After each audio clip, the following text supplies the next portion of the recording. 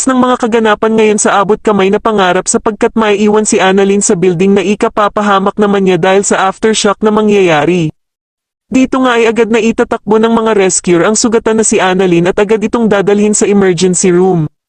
Sobrang emosyonal naman si Doc Robert dahil nga sa pagbalik ng memorya niya kaya naman ay grabe ang pag-aalala nito kay Annalyn dahil sa alam na niyang siya ang tunay niyang anak. Samantala ay merong maririnig na boses si Doc Linden sa isang parte ng building na tila humihingi ito ng tulong sa kanya.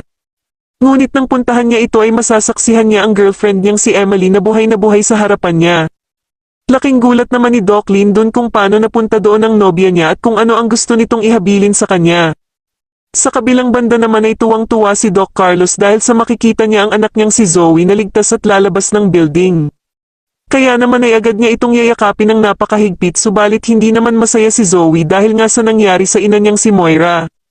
Dahil nga sa wala pa ding malay ang nanay niyang si Moira matapos ang operasyon na isinagawa nila Doc Linden at Annalyn. Samantala ay maliligtas na halos ang lahat ng tao na nasa loob ng building maliban kila Annalyn at ang mga kasamahan nito kaya naman sobra ang pag-aalala sa kanya ng mga kaibigan niya maging ang lahat ng tao sa labas ng building.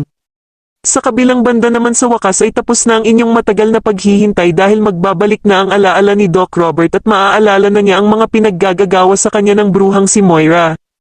Sa tingin niyo mapapatawad pa din kaya ni Doc Robert si Moira sa kabila ng mga kasinungalingan nilang mag-ina kay Doc Robert? Mas lalo na nga talagang nagiging exciting ang mga susunod na kaganapan kaya naman ay mas lalo pa nating abangan ang mas lalong gumigandang abot kamay na pangarap. Maraming salamat po sa inyong panonood at sana po ay masubscribe niyo ako. Maraming salamat po.